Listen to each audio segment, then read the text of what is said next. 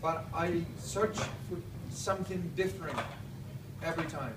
And I search for something that is unique. And searching for something that's going to help you to become a better bartender, professional person.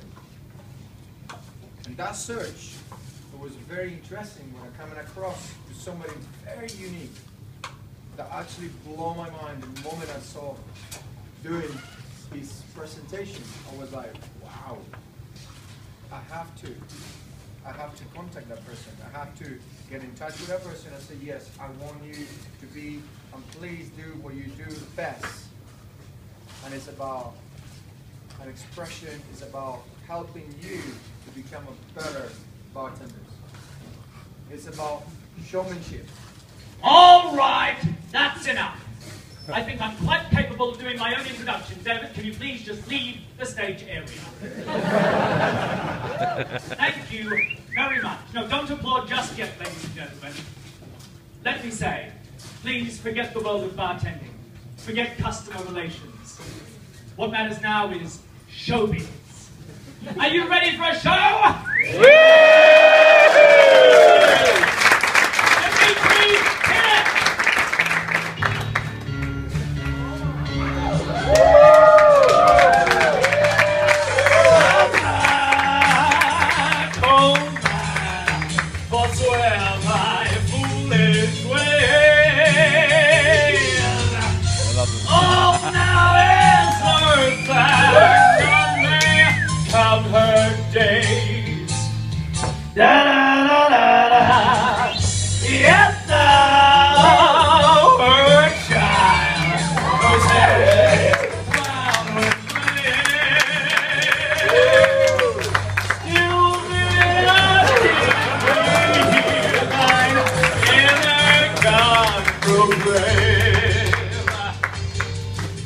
Turn back home and look at your face. Turn back home and... Is this how you thought this was gonna go?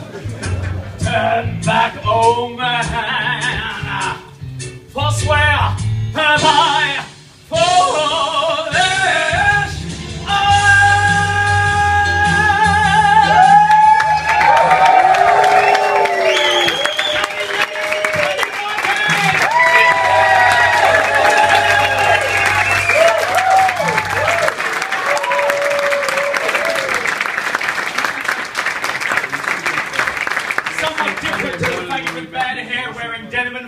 throughout the week, isn't it? Stop that track! Stop that track! Thank you very much. A big round of applause for the gorgeous Dimitri on sound and lights.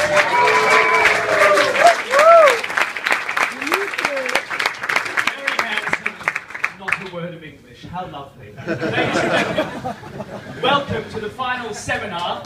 Oh, a seminar. I'm going to just put the semen in seminar. Yeah.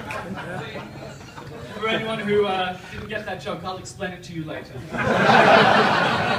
Welcome to the final seminar here before all of you go on stage tomorrow in the semi-finals for the Bacardi Legacy Competition 2014. My name is Reuben Kaye, and I am here to teach you about showbiz.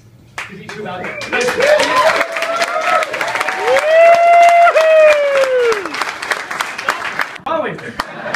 to help you bring out your inner this.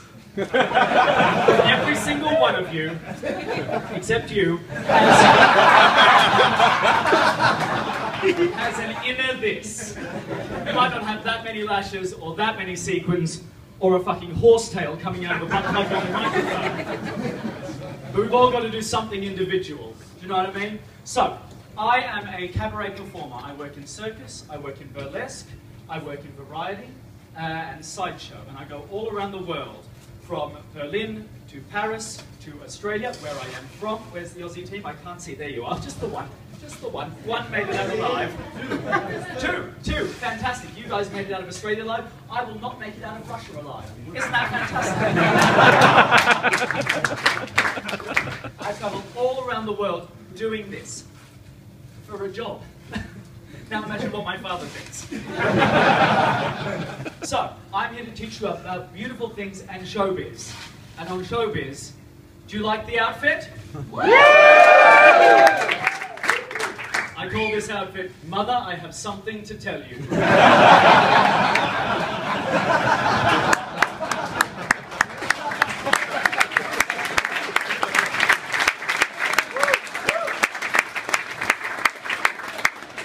tells me she's guessed.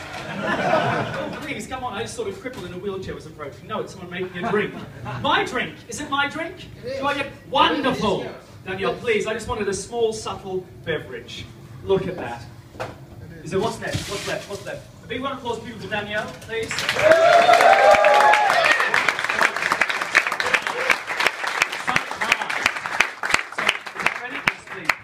Over here. Look at that. I feel like I'm on a hen's party in Cuba. How wonderful. All right. Alexi, please, can you hold my big fruit?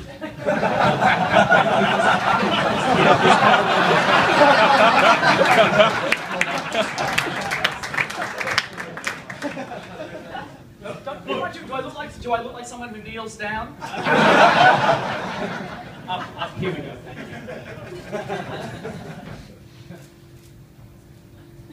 you. Wonderful. Now hold that down there. You can be my personal slave. Who knew he was a model? So, ladies and gentlemen, I grew up in Australia, which is a bit different when you, a little bit difficult when you look like this.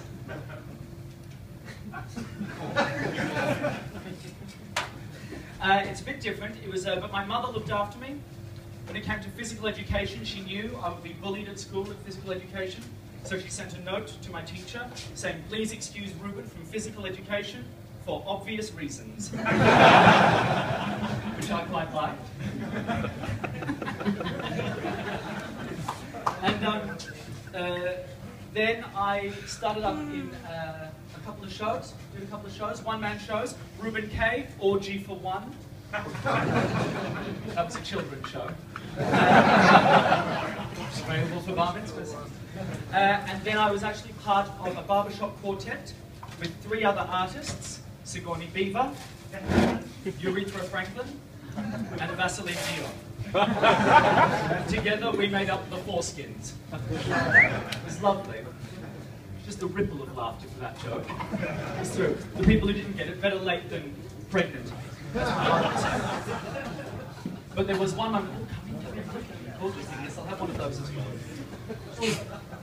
The recession's hit hard, hasn't it?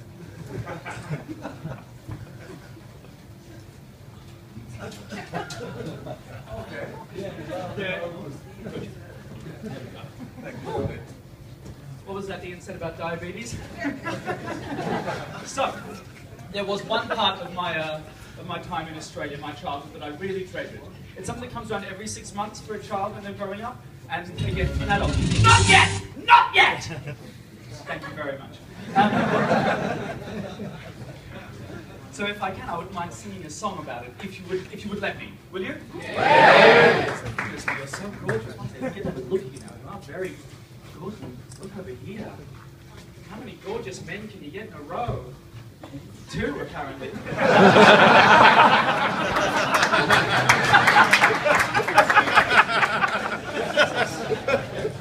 So if I can, ladies and gentlemen, I would like to, don't look at me like that, I know. It's the teeth, isn't it? They're all real. I take them out, but I can't get them back in without scaffolding. Actually, on the subject of teeth, Dimitri,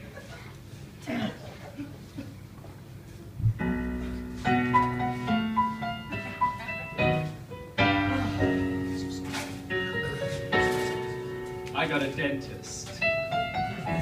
The man is over 7 feet tall.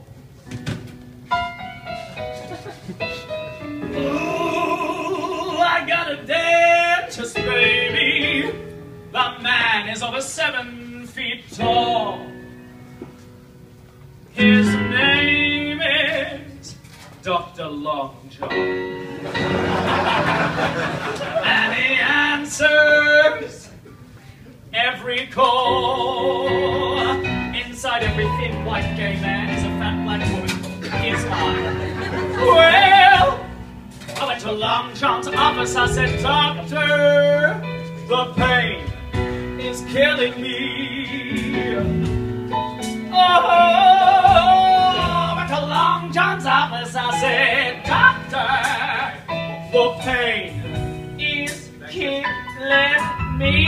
He said, "Don't you worry, baby, it's just your cavity. Needs a little filling." He took out his trusty drill, told me to open wide. He said it would not hurt me, then he filled my whole inside. Oh, baby Long John, don't you ever go away. Yes. No, no, no, 'cause you thrill me when you drill me, and I don't need that Novocaine today. No, no, no. When he got done drilling, he said, "Well, sir, that's gonna cost you 10. Fuck, I love healthcare. When he got done drilling, he said, "Oh, baby, that's gonna cost you." I said, 10. But if it never stops into growing, come back and see a Long John again and again and again and again and again. Oh, yeah, yeah,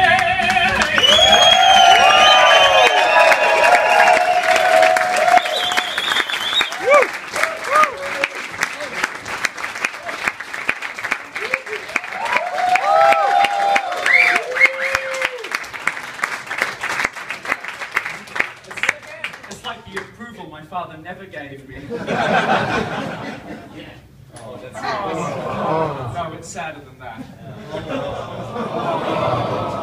That's the noise I'm used to hearing. Not when I'm upright, though. So,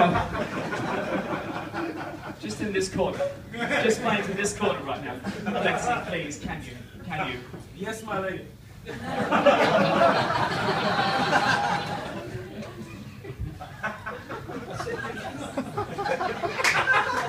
Sit.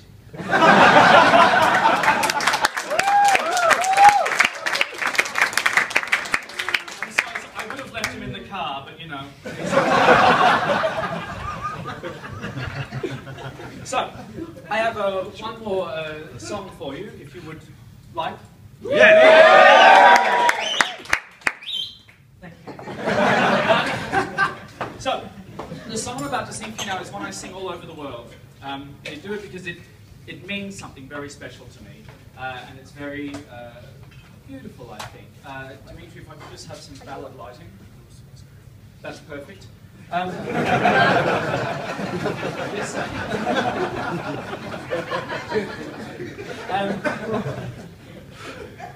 The first time I sung this song, I think people thought it was a bit of a downer, a bit downbeat, and I think that's wrong. I think they thought that because of the context I sung the song in. First off, the song is, are there any musicians here? Are there any musicians here? No? Good, good, no hands up. Fantastic. Okay, so the song is written in B minor. Does anyone know what the key of B minor sounds like? Good. It's very somber, it's very serious, it's very mournful. It's like a Lars von Trier film without the laughs. I can't do that joke in Australia. No one gets it. It's lovely being international, isn't it? But also, I first sung this song at a children's party I was mistakenly booked for. I think they just saw the makeup on the website and thought I was a fucking clown. And in my nerves and in my haste, I got the instructions on the magic trick mixed up, and I accidentally pulled a hat out of a rabbit.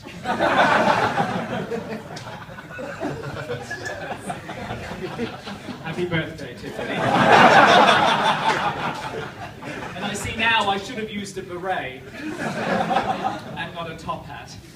Because a top hat, a beret, sir, just folds up so neatly, and a top hat requires a lot more effort. Doesn't it, madam? So, if I may, I would like to sing this song for you in a nationalistic spirit. If any of you want to raise your voices along with mine and sing along, that is perfectly encouraged. But just remember, you are backing vocalists.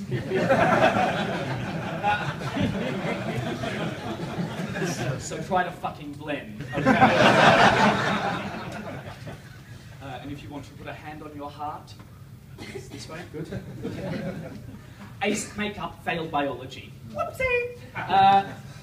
And maybe stand, some of you are standing. If you'd like to, in a nationalistic display of a country not your own, I would now like to perform for you the ultimate Australian national anthem. Yes. Start of the track. Start. That's on the start.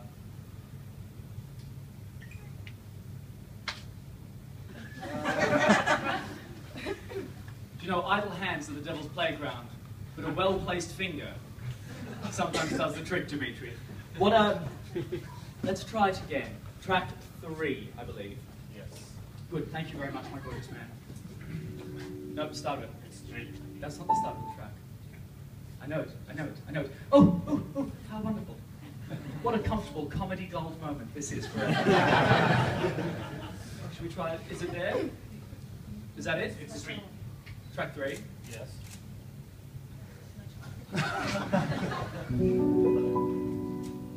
Traveling in a fright of comedy. On a hippie trail, head full of sunbeam, I met a strange lady.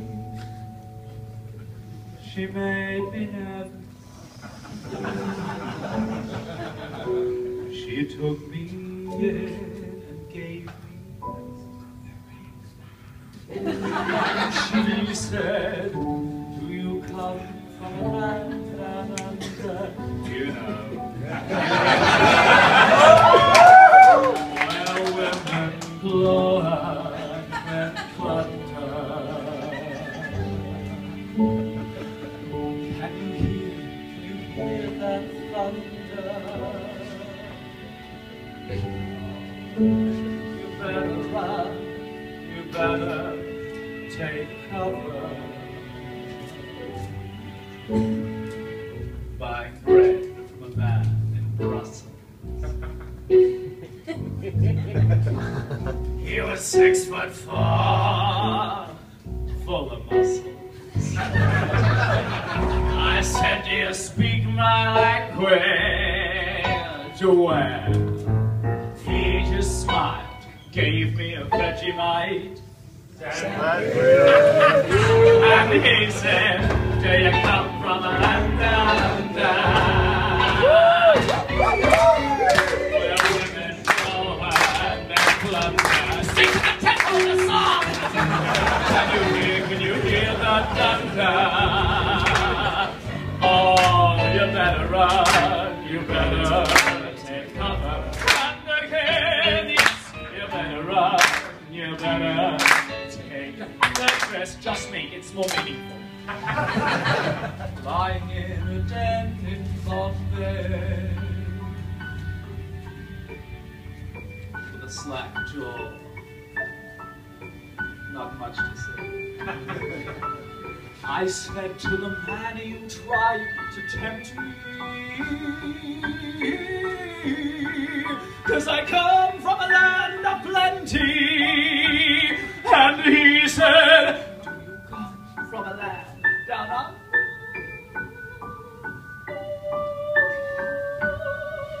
Where women glow and men they chunder?" Can you hear that thunder? Oh, you better run, you better take cover.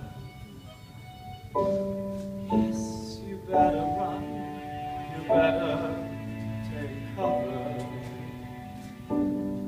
Lexi, you better run. You better take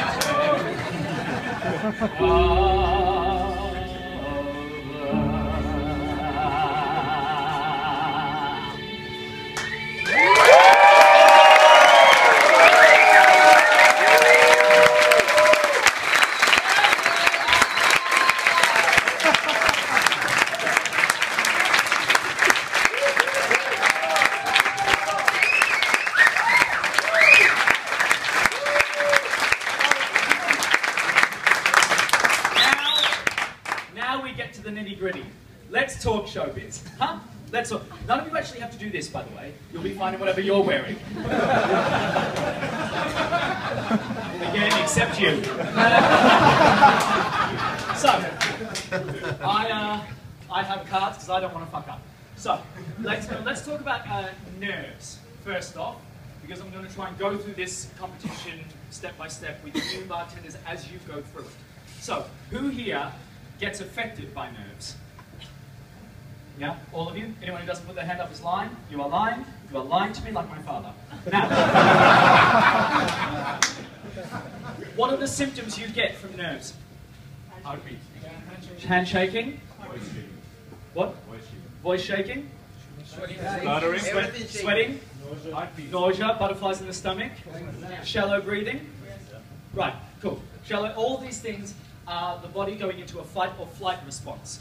From when we were back with saber-toothed tigers, and there's a fucking saber-toothed tiger coming at you, and your body courses with chemicals, adrenaline, that means that your muscles are ready to spring into a huge amount of aerobic effort. Yeah? So, I know, it's like I'm actually intelligent under all the faggotry.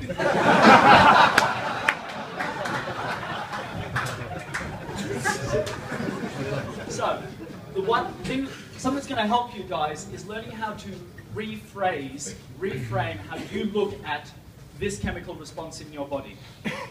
Would you be nervous if you didn't give a shit about the competition? No. Would I get stage fright. I was crapping the dax back there.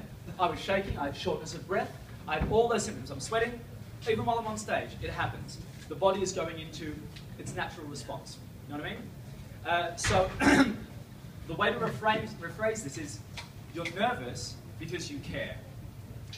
You wouldn't give a shit about it, you wouldn't be nervous. It's because you care, because it's important to you, and it means this means something to you, which is a fantastic thing.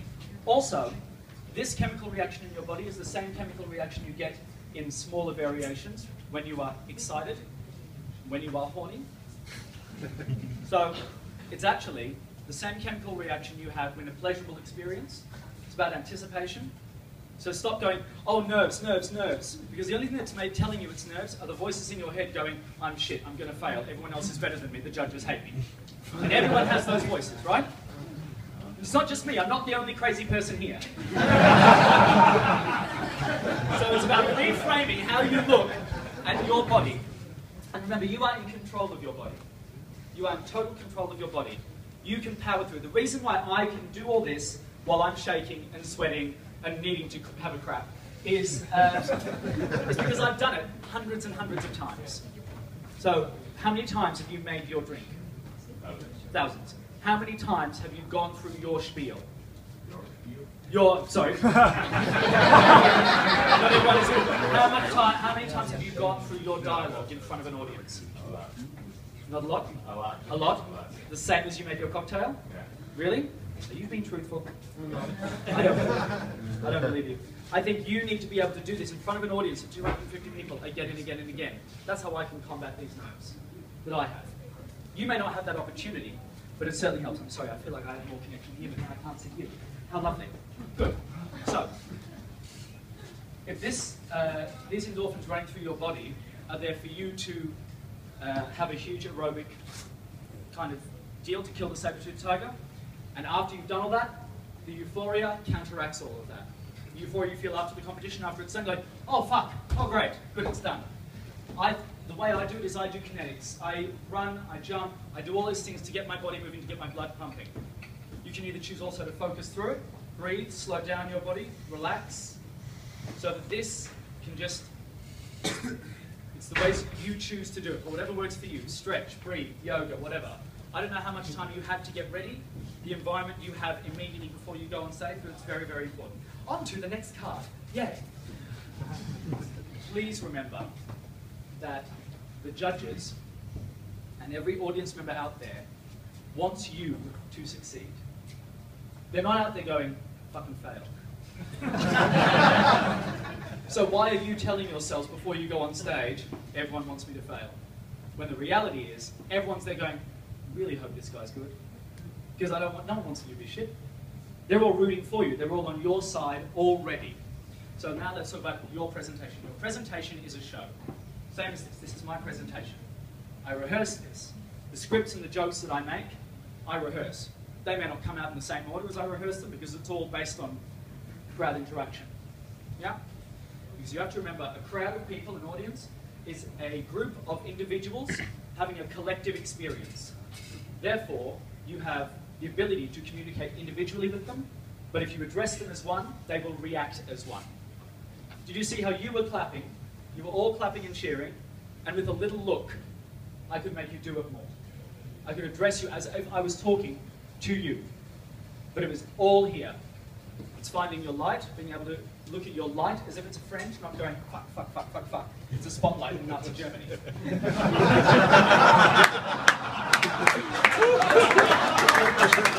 soon? Too soon?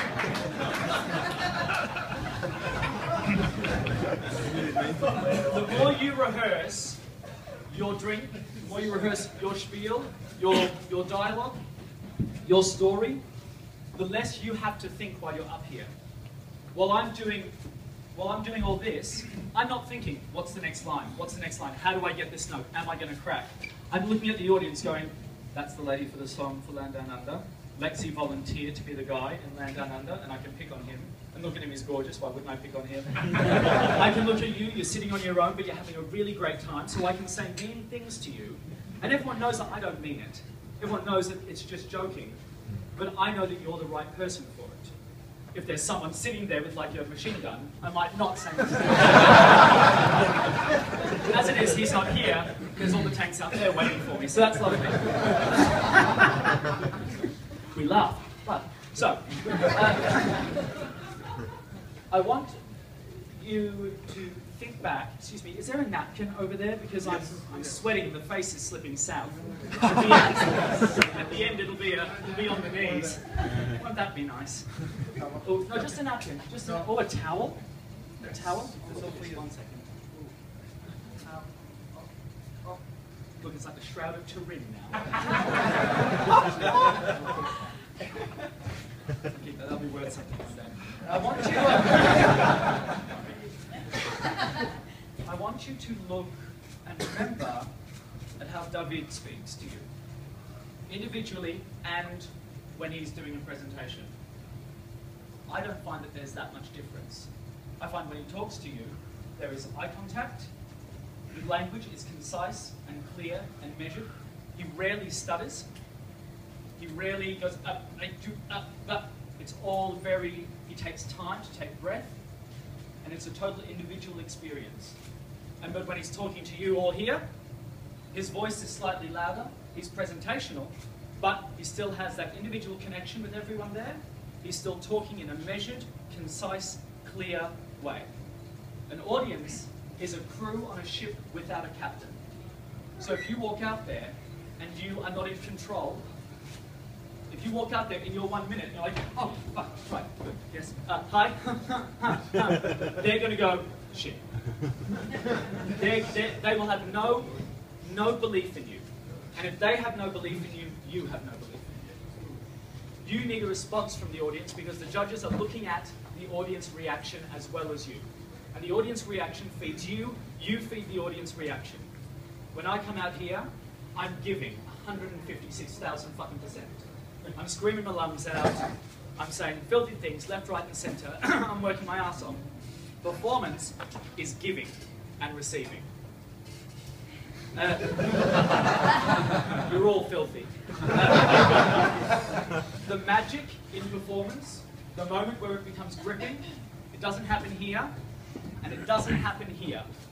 It happens, it happens in the area between the stage and the audience, where the audience gives and the performer gives, and it meets here in this wonderful ball of theatrical sex. That's where the magic happens. So that's where you have to project to. If you've got your face down in a drink going, well, I thought it was going to be like this, and then I took inspiration from this, no one's interested. No one's interested. Not unless you've got the Gettysburg Address tattooed on your head. They're not going to give a shit. They want interaction. Look, I've been chatting to you, you've been nodding and smiling back and forth. If I'd ignored you the whole time and just been here, you've been out the door asking for your money back. And if you ask for your money back, I don't get fucking paid.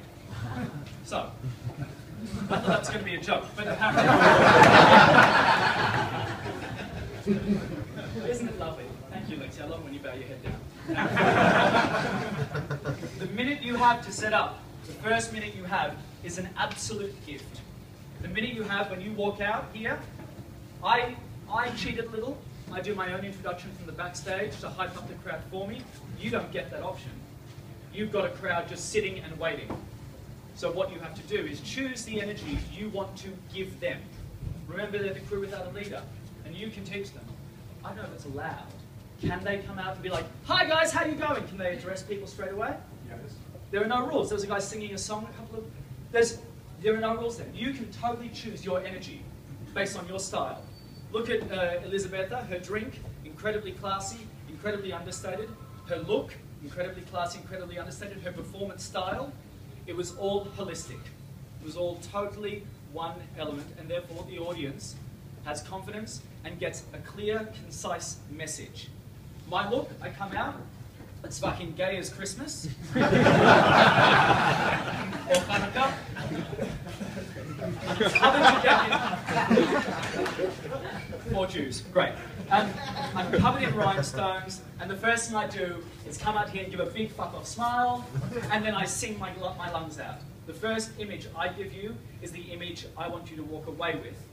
And I also want you to know I'm in control. I want you to know, fuck off, he's 7 foot tall in sparkly heels. I want you to be able to say, you're in charge. That's what you guys really have to do. Any person who comes out in front of an audience has to be able to do that. It's just fact. Now, I've done that. Oh, I've done that. Oh, how wonderful. Wonderful. Good, good, good. Done that. Done that. I've even done that. How lovely. Ah. Oh, I'm at the end. So.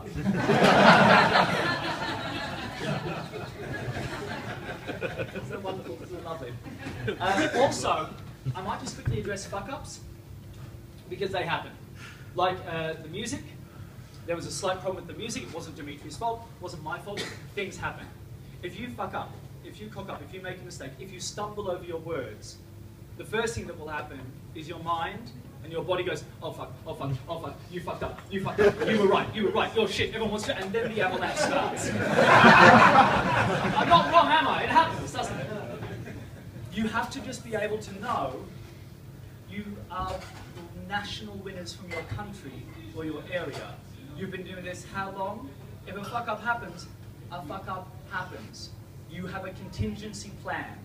I know that if a fuck up happens, if Mr. Fuck Up comes knocking on my door, comes in and trashes my place and steals my lube, I know there's always more lube. I know there's...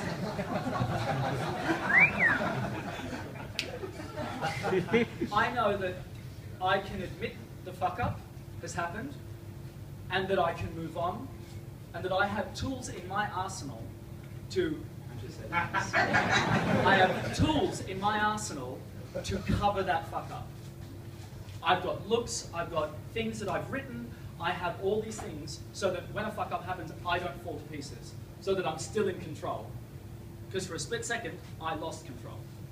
Because I was beholden to technology that wasn't communicating, that wasn't working. The same thing, Dimitri wasn't in control. He was like, oh, we both didn't know, we sorted it out, we just styled it out. And we just had calm breathing going on. Also, you are all bartenders. This is a very stupid thing to say, except maybe you. You are all bartenders.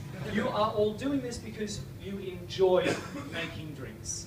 You enjoy the chemistry of of mixology. You enjoy flavors, and you enjoy your work, and you enjoy the personal relationship you have with all of your customers and clients. Being a bartender is being a performer. It is about the relationship I have with you, and you, and you, and you, and everyone in this room. So enjoy it. You're doing what you enjoy. Don't go out there going, fuck, fuck, fuck, fuck. Go out there and go, you're gonna have a great time. All you have to do is make 1, 2 drinks. You have to do is make 2 drinks and talk about your drinks, which is something you do in your bars. How much? Every fucking day. You are going crazy with all your voices. But remember, all you have to do, your goal is thoroughly simple, and you have an ability to focus and do it. Because if you can do it in your bar, in front of 50 people, you can do it on stage in 200 people. For 200 people, not in 200 people. That is, that is very dangerous, I'm going to say. Now, that kind of concludes my bit. However, I have one more song.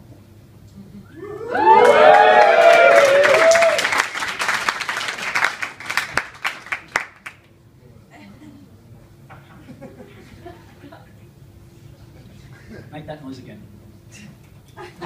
Now look at me and make that noise. I'm going to invoice you for him. Don't worry. Wonderful.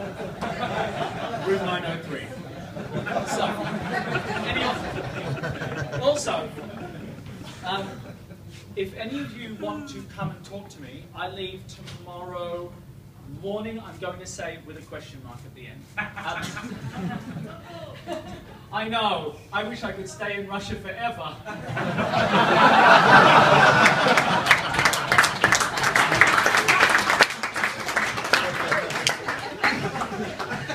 But I'm here for the rest of the day. So if any of you want to come, I will come and talk to me about your presentation. It doesn't have to be in my room. That's a little rapey. We can just, especially rapey. We can go downstairs to the lobby, and you can just talk to me. If you have any questions at all, I don't know how useful this has been, or if it's just been eye candy, but either way, bonus. So you can come and talk to me. Feel free, and I can maybe give you some pointers about. Your brand ambassador should be doing that with you anyway. Yeah, Ms. Barr? That's right. Your brand ambassador should be there. But if you want anything else extra to that about performance and about posture, about the way you hold yourself, about holding yourself on stage, which is something that I know how to do because I don't know how to do anything else, please don't hesitate to come and talk to me. And now, I think it's time we had a song.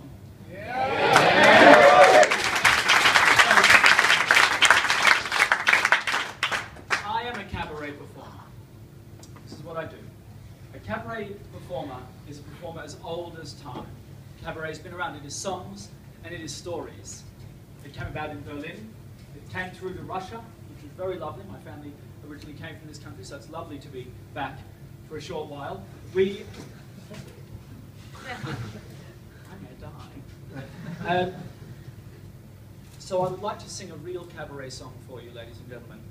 And a real cabaret song has some certain elements. Where are the Germans? Where are the Germans? How comforting. You've got me surrounded. That's how we do it. Where are the Swiss? Where are the Swiss? Still waiting on my fucking paintings. Too soon?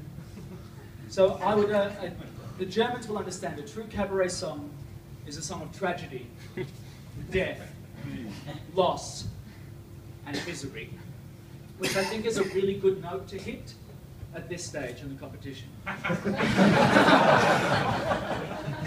It also involves alcohol and bartending, and showbiz. In fact, it is a melding of showbiz and bartending, so I think that's very apt. That's just for you. So, if I can, ladies and gentlemen, a real, true cabaret song.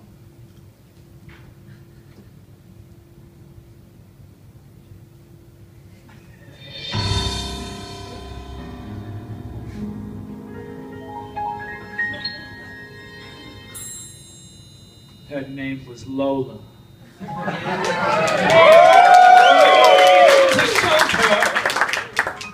With yellow feathers in her hair and a dress cut down to flare. She would merengue and do the cha-cha. And while she tried to be a star, Tony always tended bar. Across the crowded floor, they worked from 8 till 4. They were young, they had each other. Who could ask for more at the call bar?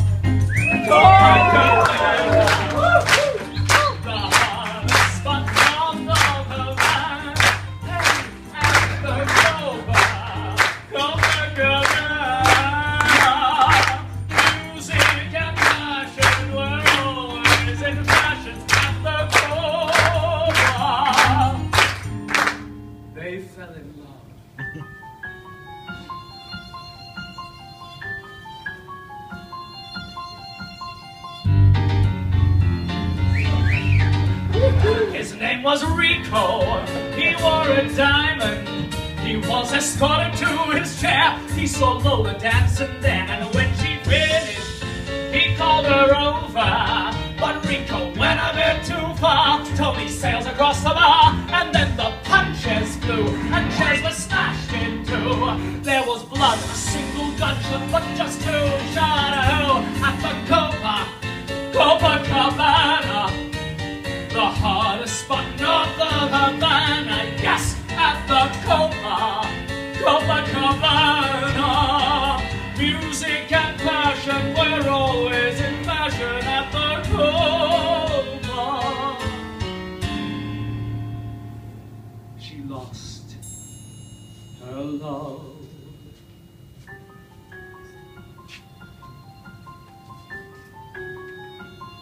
Her name is Lola. She was a showgirl, but that was 30 years ago, when they used to have a show. Now it's a disco. But not for Lola. Still in the dress she used to wear, faded feathers in her hair. She sits there so refined and drinks herself half blind. She lost her youth, she lost her lover, now she lost her mind at the Copacabana. The hardest but not of a man. Hey, at the Copacabana. Music and passion were always in fashion. Ladies and gentlemen of Bacardi, you know this story, you know this song, you know this woman standing there at the bar like a crushed Latin disco Miss Havisham. She clutches at her heart, thank you postgrads, dropped to her heart, dropped, broken within and without, under the weight of a crushing blow, her white knuckles bracing her against the bar as she cowers against a future she cannot be in. Oh, that this too solid flesh would melt, thaw, and resolve itself into a dew, until finally she can't take it and she cries out, Arrêtez musique! No, it's fine, I'm just acting. Stop it, not yet! Creating a fucking moment! This is my life. This is every performer's life. The lights, the music, and all you wonderful people out there in the dark now.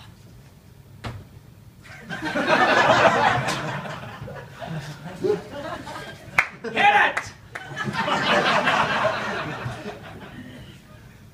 Anytime. It could happen in June. You can do this, Dimitri. I believe in you.